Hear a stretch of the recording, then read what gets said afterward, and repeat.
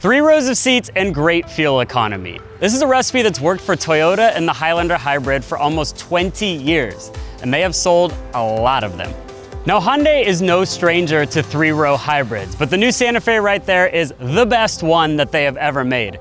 In fact, we like it so much that we have chosen that very car to live with for a year and see what it's like every single day. But today, we're here to tell you whether or not the new Santa Fe is better than the Highlander.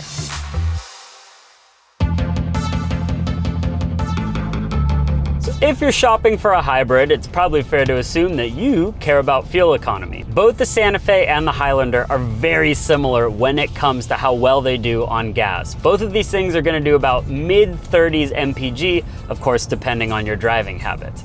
And because they have very similar sized fuel tanks, you'll go about the same distance between fuel stops as well.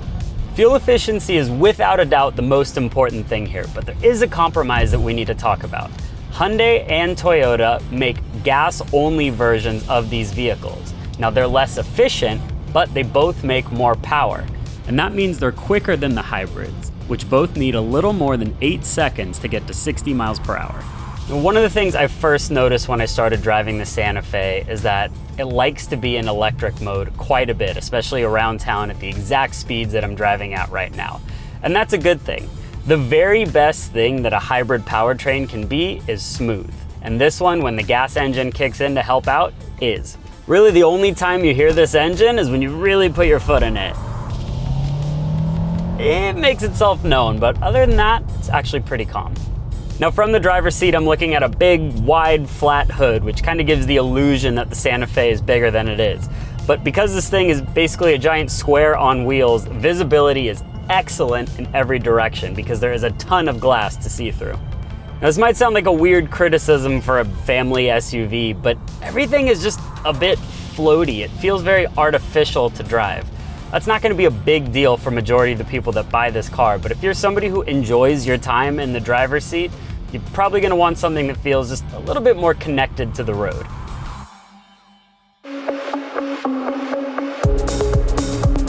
Hey, guess what? The Toyota Highlander is more connected to the road. This actually feels like I'm driving a car and not a video game. Let's talk about the powertrain for a second. You do notice compared to the Hyundai that the engine seems to be on a lot more compared to a lot more electric driving in the Santa Fe, but this does the same fuel economy as the Hyundai, so I guess it really doesn't matter one way or another. What is evident while you're driving this is that Toyota is just so darn good at these hybrids. They've been making them for so long. Everything feels seamless and just very well integrated. The view from the Highlander is just a little bit worse because of the shape of the vehicle. There's just less glass to look at from every direction. And the car is a bit longer. This is 4 inches longer than the Santa Fe, so it feels ever so slightly bigger. You know, one thing I love about Toyota's safety tech is if anything is annoying you, you can just hit a button and turn off that particular feature. But just like the Hyundai, the Highlander does a really good job nailing all the basics. It stays in the middle of the lane, and when you have adaptive cruise control on, it can speed up and slow down all on its own. Because we're looking at about the same fuel economy and the same acceleration times in our testing, there's not a big winner here, at least from a numbers perspective. But spending time in both of these SUVs, driving in very normal scenarios, I don't know, just something about the Highlander feels better all around. And then one little extra cherry on top, this actually tows 1,500 pounds more than the Santa Fe, so because of all those reasons, this is our winner of the driving section.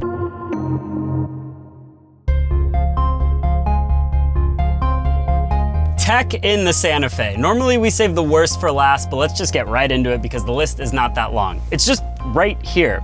I don't know why Hyundai is slowly reducing the number of buttons in their interiors, but all the fan speed stuff is this touch capacitive screen situation. It collects fingerprints like crazy, and it's a lot harder to figure out what you want to press while you're actually driving. Everything else, though, is fantastic. The twin displays in front of me here are the best integrated tech that Hyundai has ever put in a vehicle. It looks so cool up against the dash like this, and there's a little bit of curve going on too. This finally gets wireless Apple CarPlay. Thank you, Hyundai. It works every time, and it is full screen. Best case scenario there. But you know what? Even the native content has come a long way. Hyundais used to have a million different menus and they were just a little bit confusing. Now everything is in a straight line and easy to find. This thing will even tell me when the Dodgers win, which puts me in a good mood every time I drive the car. I like that. You know what else puts me in a good mood?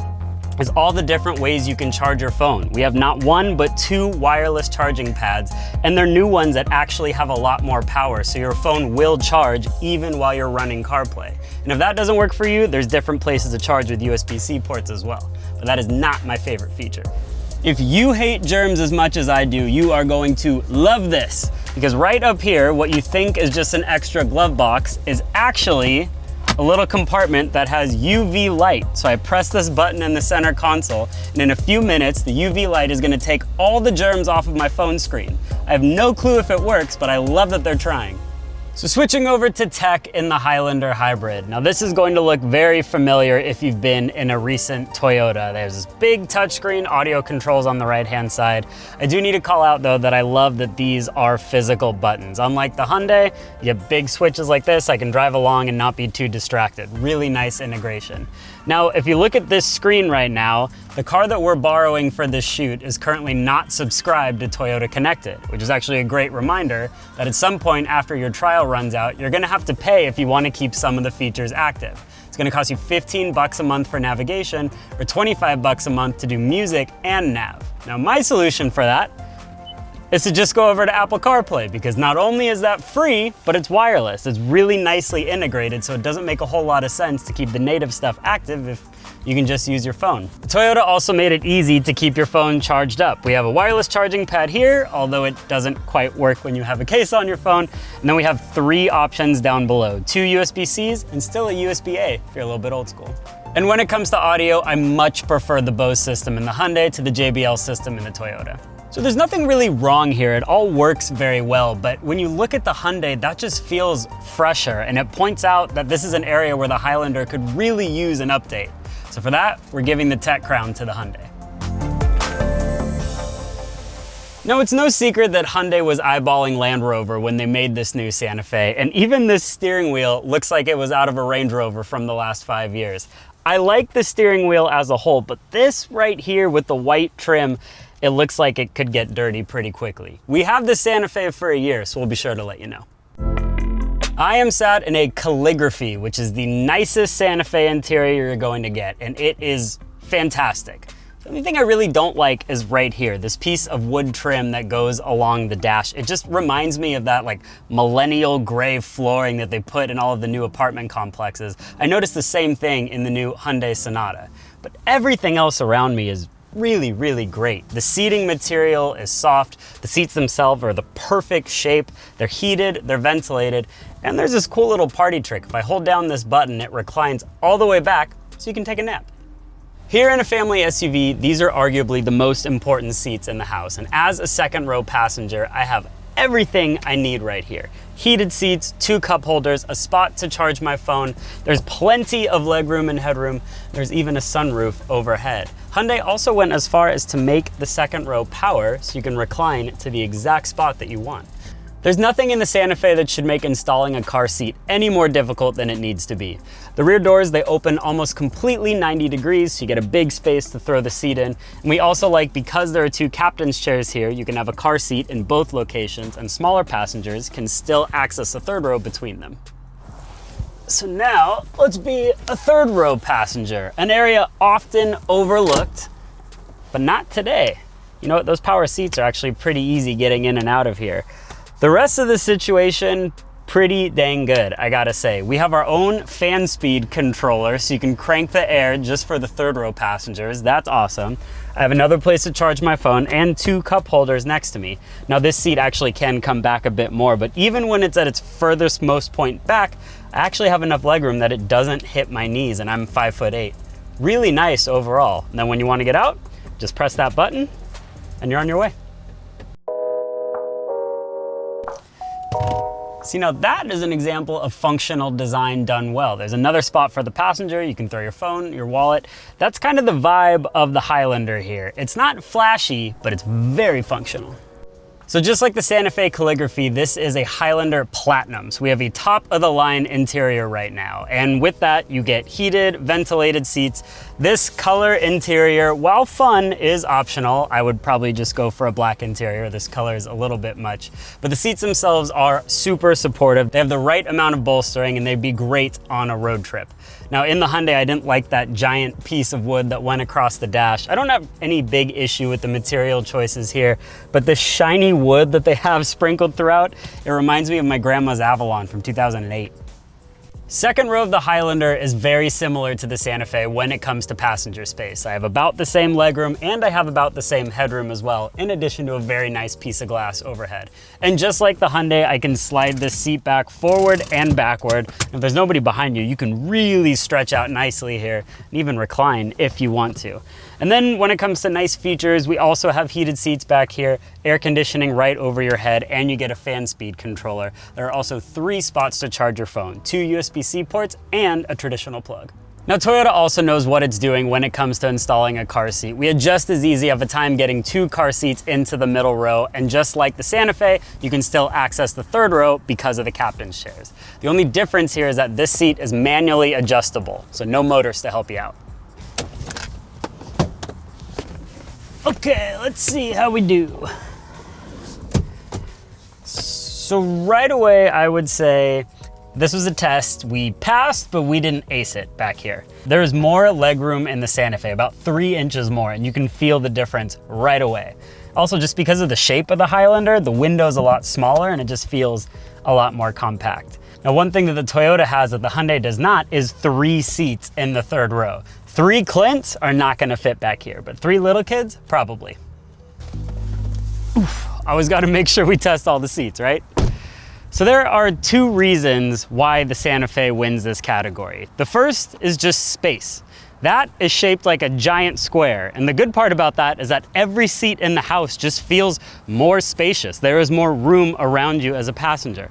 And the second is features. All 3 rows of the Santa Fe have easier ways to charge your phone, more ways to get comfortable. I mean, to put it really simply, it's just better. So we've already shown you that the Santa Fe does quite well with passenger space. Let's see how it does in the cargo area. With the seats up, AKA a carload full of people, you got room for about 2 carry-on size suitcases, not much more beyond that. But things change quite a bit when you drop down the 3rd row. Now the way you do that is just with these straps right here. There's no option for an automatic 3rd row, but weirdly the 2nd row is power operated.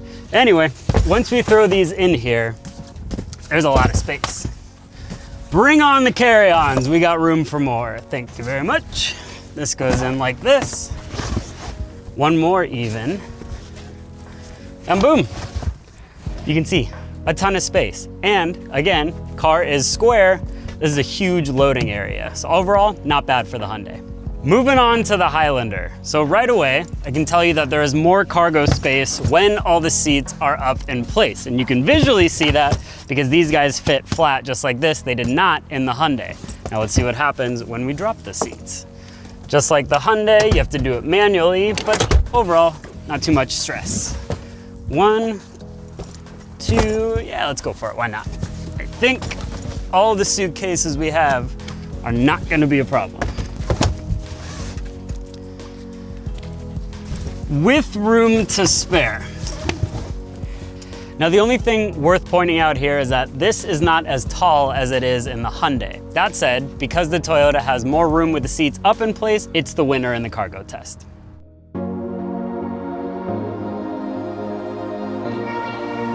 Now let's talk about what you get for the money. The Santa Fe Hybrid starts at just under 39 grand, and that's for the SEL trim. With that, you still get a lot of the same great tech features, the big screens, the dual wireless charging pads, and a faux leather interior. Overall, not bad for the money. But like I said, this one is the fancy version, the calligraphy. It starts at just under 49 grand, and on top of that, we added 1,800 bucks for all-wheel drive and 1,200 bucks for this very nice looking matte brown paint and a set of floor mats. We're as tested just over $51,000. Now remember how I said we're keeping this Santa Fe for a year? It is one of many cars that we do that with at Edmunds. So if you want to follow along for updates, make sure to like and subscribe. Let's talk about this paint for a second. It looks fantastic, but I'm just not sure about matte paint on a family vehicle. It makes sense on something a lot more exotic. Now, when we got this Santa Fe, Hyundai actually with it sent a whole care kit that you use just to keep this thing nice. It's sort of like when you buy a really nice glass that turns out to be hand wash only, except a lot bigger. This could be a real pain in the ass.